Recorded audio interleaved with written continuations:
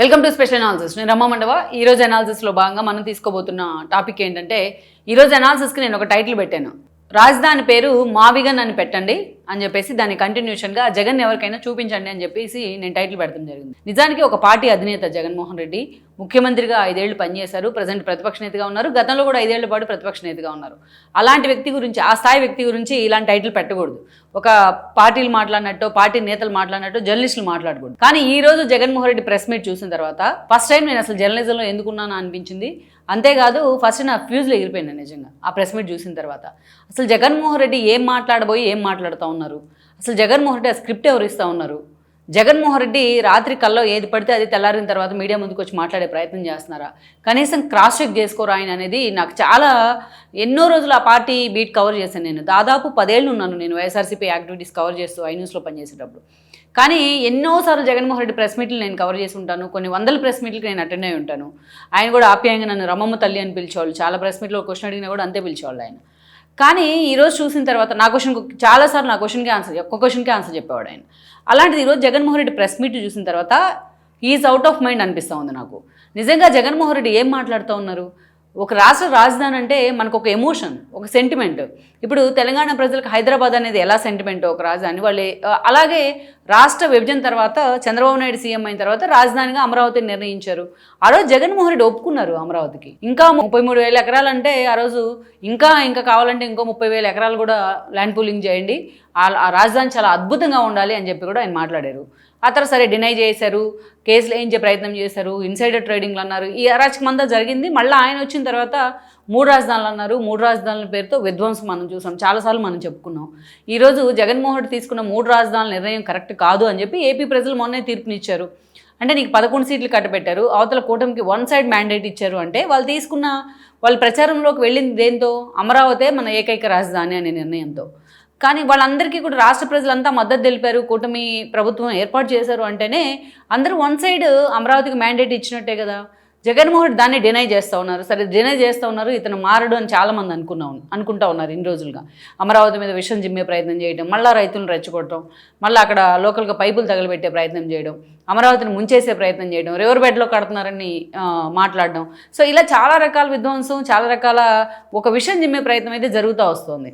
అందుకే చంద్రబాబు నాయుడు ప్రభుత్వం మీద కొన్ని అంశాల్లో కొంత వ్యతిరేకత ఉండొచ్చు ప్రభుత్వంలో. ఎక్కడైనా సరే ప్రజలు కూడా చర్చ జరగవచ్చు. కానీ అది ఎక్కడ కూడా వైఎస్ఆర్సీపీకి ప్లస్ పాయింట్ అవ్వదు. ఎందుకంటే జగన్మోహన్ రెడ్డి ప్రతిరోజు అమరావతి మీద విషం జిమ్ముతున్న కారణంగా ఏదో ఒక రూపంలో. సో ఇదంతా ఒక ఎత్తు అయితే ఈరోజు ఒక ప్రైడ్ మూమెంట్ కదా, రాష్ట్రానికి ఒక రాజధాని. ఆ రాజధాని నోటిఫై చేస్తూ ఒక గెజెట్ నోటిఫికేషన్ కేంద్రం రిలీజ్ చేస్తూ ఉంది అంటే, కేంద్రం కూడా అమరావతిని రాజధానిగా, ఏపీ ఏకైక రాజధానిగా కేంద్ర ప్రభుత్వం ఒప్పుకుంది అంటే, ఇది ప్రజలంతా కూడా, ఏపీ ప్రజలంతా కూడా గర్వపడాల్సిన సందర్భం. జగన్మోహన్ రెడ్డిది కూడా ఏపీనే కదా, అతను కూడా నిజంగానే ఇది ఒక ప్రౌడ్ మూమెంట్గా తీసుకోవాలి కదా. సరే ఇప్పటిదాకా తన ద్వారా ఎన్నో తప్పులు జరిగాయి. ఈ తప్పులన్నింటినీ బారాకున్ మాఫీ అయ్యేలాగా ఈరోజు అతను గౌరవంగా నిలబడి ఉంటే, అమరావతి గెజెట్ నోటిఫికేషన్కి మద్దతు ఇచ్చి ఉంటే, అమరావతి తీర్మానానికి, ఈరోజు నిజంగా జగన్మోహన్ రెడ్డి గతంలో చేసిన తప్పులను జనం కూడా మర్చిపోయి ఉండేవాళ్ళు. సరే దానికి పైగా సరే వ్యతిరేకించారు, వాళ్ళ ఎజెండా అదే అనుకుందాం, జనమే అర్థం చేసుకుంటారు అనుకుందాం. కానీ ఈరోజు మళ్ళీ కొత్త రాజధాని ప్రతిపాదన ఏంటి? ప్రెస్ మీట్ పెట్టారు, దాదాపు 2-3 గంటల సేపు, అది కామన్ అయిపోయింది. ఆ ప్రెస్ మీట్లో సుదీర్ఘంగా అమరావతి గురించి మాట్లాడే ప్రయత్నం చేశారు. దాంట్లో కూడా 2 లక్షల కోట్లు అవుతా ఉంది చంద్రబాబు నాయుడు చెప్పిన రాజధాని కట్టాలంటే 5,000 ఎకరాల్లో అని చెప్పి ఏదో కాకి లెక్కలు చెప్పారు. మరి ఎవరు చెప్పారో జగన్మోహన్ రెడ్డికి నాకు అర్థం కావట్లా. ఒక్కొక్క ఎకరాకి ఎంత పడుతుందని చెప్పి లెక్కలు చెప్తా వచ్చారు, ఫిగర్స్ అన్నీ చెప్తా వచ్చారు. సో ఇదంతా అయిపోయిన తర్వాత ఒక పని చేయండి మీరు అని ఒక సలహా ఇచ్చారు జగన్మోహన్ రెడ్డి. మేము ప్లాన్ ఏ అన్నాము ఆ రోజు చంద్రబాబు నాయుడికి, ప్లాన్ ఏ నచ్చలేదు. మరి ఆ ప్లాన్ ఏంటో జగన్ కూడా మర్చిపోయినట్టున్నారు. ప్లాన్ బి చెప్తా ఉన్నాం, అది కూడా నచ్చలేదని చెప్తా ఉన్నారు. ప్లాన్ బి అనేది ఇప్పటిదాకా చెప్పలా జగన్మోహన్ రెడ్డి. ఈరోజు కొత్తగా ఆయన స్క్రిప్ట్లో ఎవరో రాసినట్టున్నారు, అది తీసుకొచ్చి చదివే ప్రయత్నం చేశారు. అది అసలు ఎవరు రాశారు? జగన్మోహన్ రెడ్డికి ఎలా మైండ్కి అది తట్టింది? ఆయన ఎలా మాట్లాడుతూ ఉన్నారు మీడియా ముందు?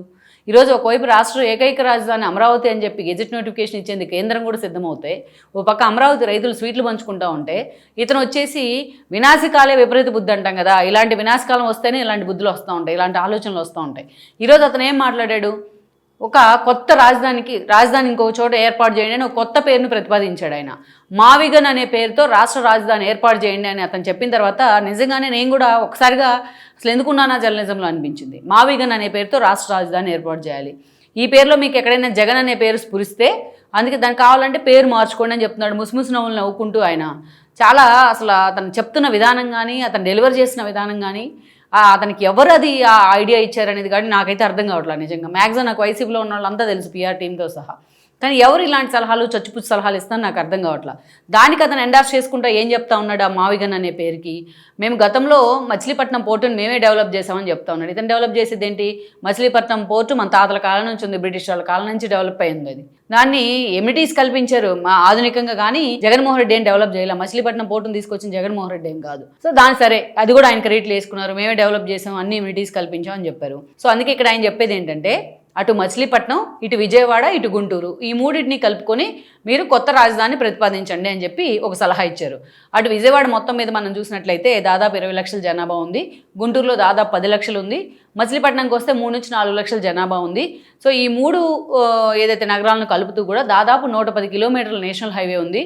సో ఈ ఏరియాని 110 కిలోమీటర్లు ఈ ఏరియా, ఈ 3 సిటీలను కలుపుతూ మీరు రాజధాని ప్రకటిస్తే ఇది ఒక గ్రోత్ కారిడార్ అవుతుంది అని చెప్పి ఒక సలహా ఇచ్చారు. ఎందుకంటే పోర్ట్ సిటీసే, ఒక చెన్నై కానీ ముంబై కానీ ఇలా పోర్ట్ సిటీసే ఉన్నాయి కాబట్టి మీరు కూడా అలాగే రాష్ట్ర రాజధాని ప్రకటించండి అని చెప్పి ఒక సలహా ఇచ్చారు. సలహా ఇవ్వడమే కాదు, దానికి మావిగన్ అనే పేరు పెట్టండి. మావిగన్ అని ఎందుకన్నారంటే మచిలీపట్నంలో ఎంఏ తీసుకోమన్నారు, అదేవిధంగా విజయవాడలో విఐ తీసుకోమన్నారు, గుంటూరులో జియుఎన్ తీసుకోమన్నారు. సో ఇలా మావిగన్, ఈ మూడు కలిపితే మావిగన్ అనే పేరు పెట్టండి అని నవ్వుకుంటూ చెప్తున్నాడు. ఎంత మదం, ఎంత అహంకారంతో మాట్లాడారంటే జగన్మోహన్ రెడ్డి అలా మాట్లాడారు ఈ రోజున. అంత అధికారం ఏంటి అసలు రాష్ట్ర రాజధాని మీద? ఇతనికి గౌరవం ఎలాగూ లేదు. ఈ ఎటకారం ఏంటి అసలు? ఇంత దరిద్రంగా ఎంతమంది మనోభావాలు దెబ్బతినేలాగా మాట్లాడారంటే అంత మాట్లాడారు. అతనికి కామెడీ పీసా రాష్ట్ర రాజధాని అనేది. ఈ ఇష్టం వచ్చినప్పుడు మార్చుకుంటూ వెళ్ళిపోతారు. ఏదన్నా ఒంటి మీద ఉన్న షర్టా మన ఇష్టం వచ్చింది, ఇది బాగాలేదని ఇంకోటి వేసుకోవడానికి? అసలు బుద్ధి, జ్ఞానం, బుర్ర ఏమి ఉండవా వీళ్ళకి? ఒక విధానం ఉండదా ఈ పార్టీకి? ఎట్లా పుట్టింది ఈ పార్టీ అసలు? నిజంగా చెప్తున్నా, ఫస్ట్ టైం ఇది వైఎస్ఆర్సీపీ నేతలు, జగన్మోహన్ రెడ్డి ఫాలోయర్స్, జగన్మోహన్ రెడ్డి పక్కన ఉండేవాళ్ళు, ఆయన స్క్రిప్ట్ రాసించే వాళ్ళు కూడా ఒకసారి ఆలోచన చేసుకోవాలి. ఇంత దారుణంగా ఎలా మాట్లాడుతున్నారు అసలు? ఇది పిచ్చ అంటారు దీన్ని నిజంగానే, ఇట్లా మాట్లాడడాన్ని. ఇది అవుట్ ఆఫ్ మైండ్లో ఉన్న వాళ్ళే ఇలాగ మాట్లాడతారు, ఇలాంటి సలహాలు ఇస్తారు. నిజంగా మైండ్ కంట్రోల్లో ఉండి విధానపరమైన నిర్ణయాలు తీసుకునే వాళ్ళు ఎవరు కూడా ఇలా మాట్లాడరు. అది కూడా ఒక పొలిటికల్ పార్టీ అయ్యుండి. ఎంతో కొంత మీకు ఓట్లేశారు మొన్న ప్రజలు, ఎంతో కొంత అంటే మీకు కూడా ఇంకా ఫ్యాన్ ఫాలోయింగ్ ఉంది, మిమ్మల్ని ఆదరించే వాళ్ళు కూడా ఉన్నారు. కనీసం వాళ్ళన్నా కనీసం తలెత్తుకుని చూసేలాగా ఉండాలి మీ బిహేవియర్ అనేది. కొత్త రాష్ట్ర రాజధాని ప్రకటించాలా? అమరావతిని చంపేసింది చాలేదా? ఇప్పుడు మావిగన్ అనే పేరుతో రాష్ట్రాన్ని కొత్త రాజధాని ప్రకటించి డెవలప్ చేయండి అని చెప్తున్నాడు. రేపొద్దున ఇంకొకరు వస్తారు, ఇప్పుడు జగన్ అనే పేరు కనిపిస్తుంది, రేపొద్దున పవన్ కళ్యాణ్ వచ్చి పవన్ కళ్యాణ్ అని పెట్టండి రాష్ట్రానికి అంటే ఊరుకుంటారా మీరు? ఆ తర్వాత మళ్ళీ లోకేష్ వచ్చి లోకేష్ అని పేరు పెట్టండి రాష్ట్ర రాజధాని కంటే ఊరుకుంటారా? ఏం మాట్లాడుతూ ఉన్నాడు ఈయన అసలు? ఇది ఒక్కటి చాలు జగన్మోహన్ రెడ్డి, ఇది ఇలాంటి ఒకే ఒక ఇష్యూ చాలు జగన్మోహన్ రెడ్డికి జీవితకాలం ఆయన ఇట్లాగే ప్రతిపక్షంలో కూడా ఉండడానికి. ఇప్పటికైనా సరే జగన్మోహన్ రెడ్డి తాను ఏం మాట్లాడుతున్నా అనేది ఒకసారి అసెస్ చేసుకోవడమో, కనీసం ఫీడ్బ్యాక్ చెప్పించుకునే ప్రయత్నం చేస్తేనే జగన్మోహన్ రెడ్డికి కనీసం ఆయన పేరన్నా గుర్తుంటుంది జనాలు. Like and subscribe R24 Telugu YouTube channel.